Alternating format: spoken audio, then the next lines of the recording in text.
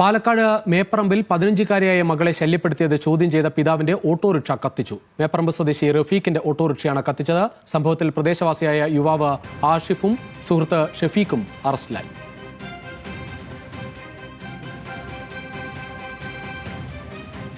ഒരു മാസമായി ഇപ്പോൾ ഒരു പയ്യൻ നമ്മുടെ മോളുടെ കൂടെ ഇങ്ങനെ കറങ്ങി നടക്കും.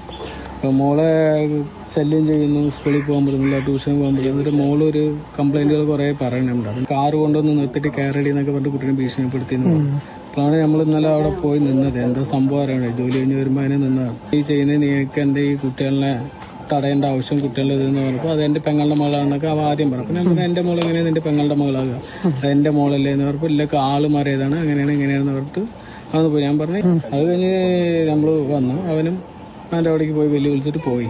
പിന്നെ രാത്രി ഒരു 12 മണിയായിരിക്കുന്ന സമയത്താണ് ആ ദിവസം തന്നെയാണോ രാത്രി 12 മണിയാകുമ്പോൾ വന്നിട്ട് കത്തിച്ചതിന്റെ.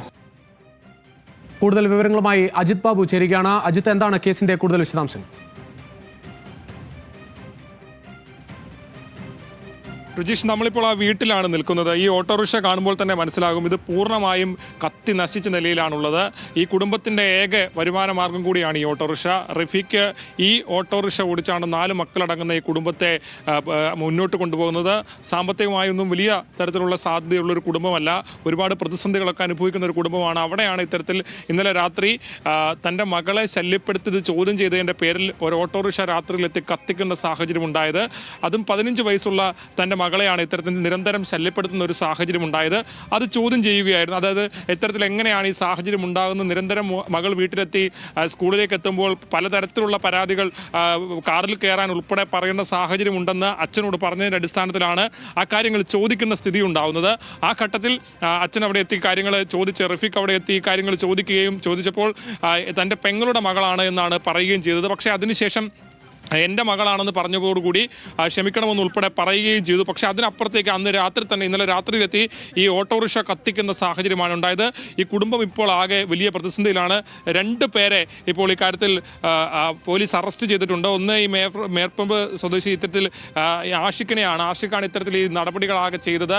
ഈ 15 വയസ്സുള്ള മകളുടെ ഇരട്ടിയോളം പ്രായം ആഷിഫിനുണ്ട് എന്നുള്ളതാണ് ഏറ്റവും പ്രധാനപ്പെട്ട കാര്യം. അതോടൊപ്പം തന്നെ ആഷിഫിൻ്റെ സുഹൃത്തായ ഷഫീഖും അറസ്റ്റിലായിട്ടുണ്ട്. ഇപ്പോൾ നമ്മളോടൊപ്പം റഫീഖ് തന്നെ ചേരുകയാണ്. ചേട്ടനെ സംബന്ധിച്ച് ജീവിത മാർഗമാണ് നഷ്ടപ്പെട്ടത്. അതിനൊക്കെ അപ്പുറത്തേക്ക് മകളുടെ സുരക്ഷിതത്വം, ഒരു അച്ഛൻ എന്ന നിലയ്ക്ക്, ഒരു പിതാവ് എന്ന നിലയ്ക്ക് മകളുടെ സുരക്ഷിതത്വം ഉറപ്പാക്കാൻ വേണ്ടി ചോദിച്ചൊരു കാര്യം, അതിൻ്റെ പേരിൽ ഇത്തരത്തിലൊരു പ്രതികാര നടപടി ഉണ്ടാകുമ്പോൾ എന്താണ് തോന്നുന്നത്? ഇത് എന്താണെന്ന് വെച്ചാൽ ഞങ്ങൾ ഇപ്പോഴത്തെ തലമുറകൾ എങ്ങനെയാണെന്ന് എല്ലാവരും നമുക്ക് കുറ്റം പറയാൻ പറ്റില്ല. പക്ഷേ കുട്ടി ഇങ്ങനെ ശല്യം ചെയ്യുന്നതെന്ന് പറയാൻ വേണ്ടി 1 മാസത്തോളമായി. അപ്പോൾ ഞാൻ പറഞ്ഞു സാധാരണ സ്കൂളിൽ പോകുന്നത് പ്രായഘട്ടങ്ങളല്ല, ഈ കാലഘട്ടത്താക്കണ്ട, നീ അത് മെയിൻ ചെയ്യണ്ട, നീ പഠിക്കാൻ പോകണല്ലേ, നീ അത് മാത്രം ചെയ്താൽ മതി എന്ന് പറഞ്ഞു വിട്ടാണ്. പിന്നീട് കാറ് കൊണ്ടുവന്ന് നിർത്തലും കുട്ടീനെ ഭീഷണിപ്പെടുത്തലും അങ്ങനെയുള്ള കാര്യങ്ങൾ പറഞ്ഞപ്പോഴാണ് ഞാൻ ഇന്നലെ ജോലി കഴിഞ്ഞ് വരുന്ന സമയത്ത് അവിടെ നിന്ന് ആളെ കണ്ടപ്പോൾ അവിടെ നിന്ന് അവനോട് ചോദിച്ചു നീ എങ്ങനെയാണ് ഇങ്ങനെ ചെയ്യാമെന്ന് ചോദിച്ചപ്പോൾ പറഞ്ഞു അതെൻ്റെ പെങ്ങളുടെ കുട്ടിയാണെന്ന് പറഞ്ഞു.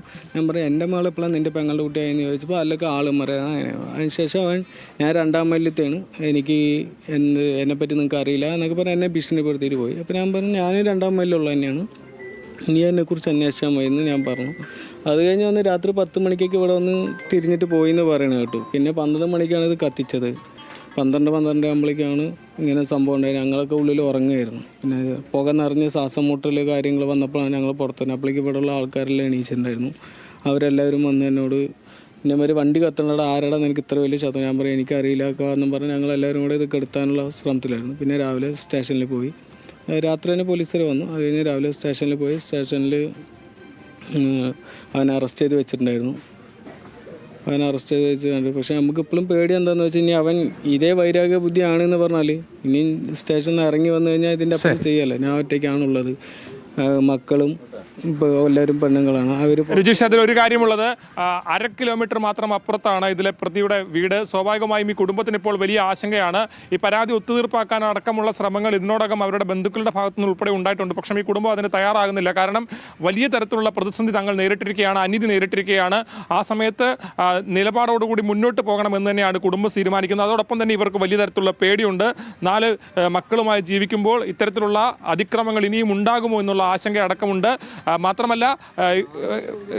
മാത്രമല്ല ജനപ്രതിനിധികളോടക്കം ഈ കാര്യങ്ങൾ സംസാരിക്കുന്ന സ്ഥിതി ഉണ്ടായിട്ടുണ്ട്. അവരോടെല്ലാം തങ്ങളുടെ ആശങ്ക കുടുംബം പങ്കുവച്ചിട്ടുണ്ട്. നിലവിൽ ഏതാണെങ്കിലും വലിയ ഭീതിയോടെ തന്നെയാണ് ആ കുടുംബം ഇപ്പോഴും കഴിയുന്നത്. കാരണം ഒരു ഭാഗത്ത് കേസ് പിൻവലിക്കാനുള്ള സമ്മർദ്ദമുണ്ട്, അതേസമയം ഭീഷണി ഇപ്പോഴും തുടരുന്നു എന്ന് തന്നെയാണ് ആ കുടുംബം അറിയിക്കുന്നത്. അജിത്താണ് വിവരങ്ങൾ നൽകിയത്.